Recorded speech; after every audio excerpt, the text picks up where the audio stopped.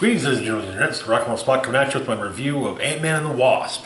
Um, Overall, Ant-Man and the Wasp was, fun. I really enjoyed it. I probably liked it almost, at least almost as much, if not as much as Ant-Man. Okay, so who all is in it? Paul Rudd as Scott Lang and Ant-Man, ex-con and electrical engineer turned superhero turned parolee after the events of Captain America: Civil War. Evangeline Lilly as Hope Van Dyne, the Wasp.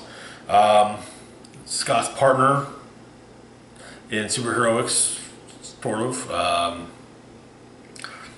Daughter of Hank Pym, the creator of the Ant-Man suit. She is also basically, she also does a lot of working with, basically the outside world for Hank's, her father's stuff. Michael Pena plays Luis, who is Scott's former cellmate. He's also founder of Ex-Con Security, which Scott now works for. Walton Goggins as Sonny Birch. He's a black marketer who specializes in very high-end tech. He also has an interest in Hank Pym's lab. Does not take being told no too well, being turned down on buying it too well. So, anyway. Hannah John Kamen as Ava Starr / Ghost. The daughter of a scientist who used to work with Hank.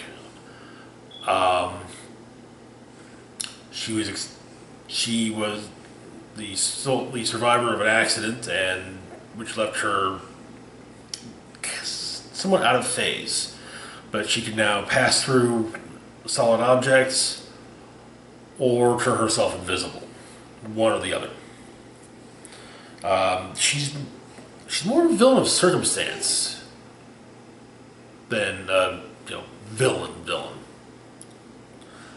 Sonny Birch is definitely a villain, however. Michael Douglas plays Dr. Hank Pym once again, the scientist and inventor of the Ant-Man suit, scientific tech. In fact, used to be Ant-Man years and years and years ago. Michelle Pfeiffer plays Janet Van Dyne, Dr. Pym's long missing wife. Lawrence Fishburne as Bill Foster, a former partner of Scott and Janet's from their time with S.H.I.E.L.D. Randall Park plays FBI agent Jimmy Woo. The best way to describe Jimmy Woo's role in the movie is he is, for all intents and purposes, basically Scott's parole officer, which really does not make too terribly much sense as he's an FBI agent. But, well, yeah, it's a federal thing, so yeah, I guess, alright. But anyway, he's an FBI agent. He works closely with, he basically shows up whenever, there's an issue with Scott and his ankle bracelet. Bobby Cannavale, Judy Greer, T.I., and David Smalchian, as well as Abby Ryder Fortson, all reprised their roles from the original movie as basically Luis's two associates, as well as Scott's ex-wife, her new husband, and Scott's daughter. But that rounds out the supporting cast. Plot of the movie. Scott Lang is approaching the end of his parole from, like I said, the events of Captain America: Civil War. He, in fact, turned himself in, basically so he could continue to see his daughter without, having to put her mother and stepfather in the in the position of having to deal with a superhero on the run. But anyways, as he's approaching the end of his parole, Hank Pym and Hope Van Dyne enlist his help, so to speak, in their attempts to potentially rescue Janet Van Dyne from the quantum realm. However, those attempts get complicated by both Sonny Birch and Ghost, who, for various and different reasons each, want access to Pym's lab. The movie it's kind of slapsticky, kind of screwball comedy with superheroes. It's actually I've long said it's one of the strengths of Marvel Studios movies is that most of them are a specific type of film with superheroes at it. In fact, Ant-Man, I would say, was a heist movie that has superheroes in it.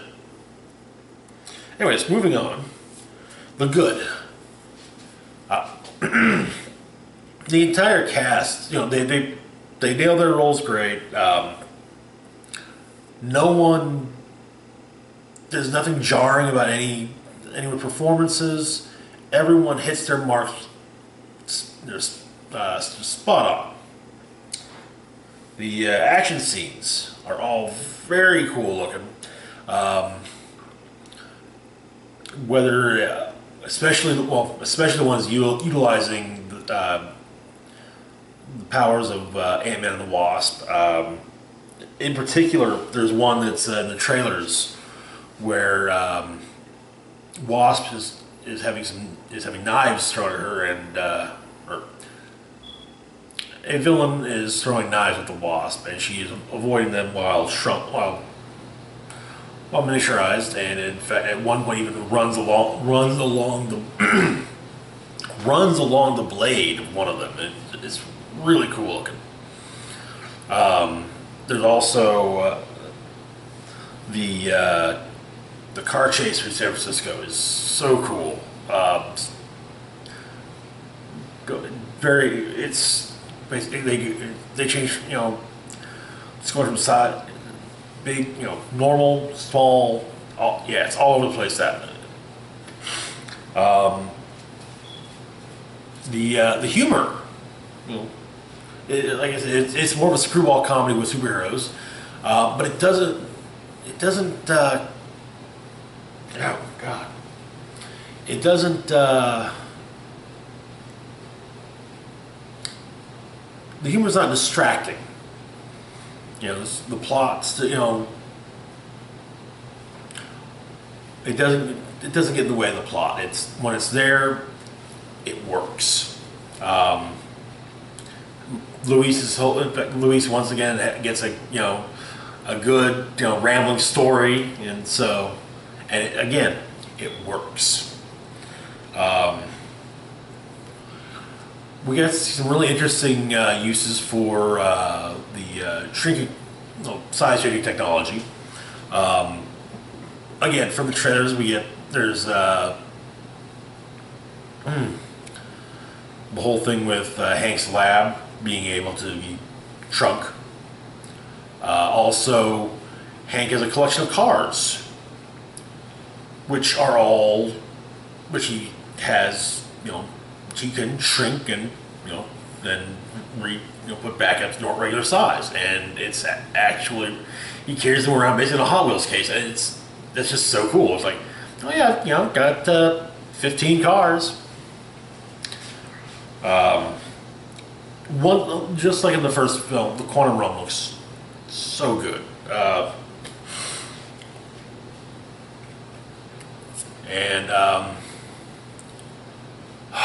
This is going to be a bit of a spoiler, but I mean, not really. They actually do address the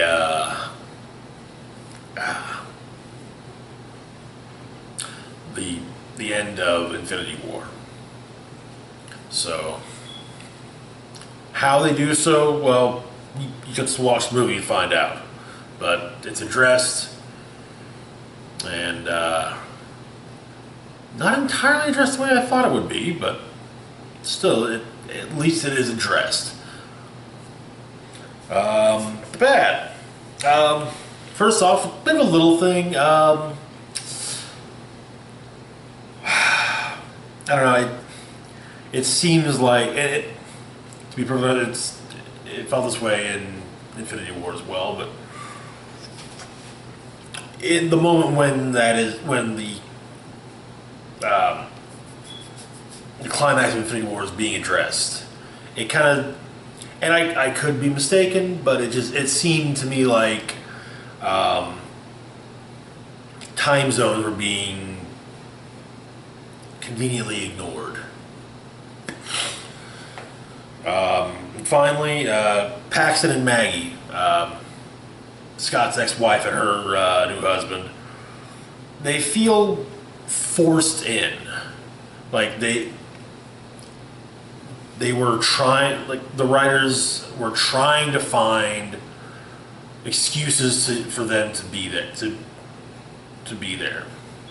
And the thing, they are important to Scott's storyline, and it's just that I don't know, when they're there, it's like really, they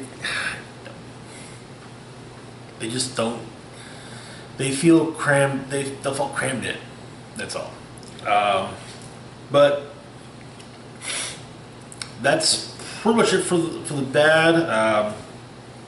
Anyways, on to the final verdict. It's a fun superhero movie. Good visuals, acting, writing, the whole, everything. If you like the first one, you'll like this one too. No problem about it. You'll like this one too. It was just so much fun, and which honestly was kind of a nice change after Infinity War for the MCU. Anyway, that's all I got for today. Should be coming back tomorrow with another installment of Building the Team. That should make for an interesting lineup. So anyway, that is all I got. That's all I got. As always, feel free to like, share, and subscribe. You can follow me on social media. Links to Facebook and Twitter are in the description box down below, as is the link to my Patreon page, which if you like, feel free to donate.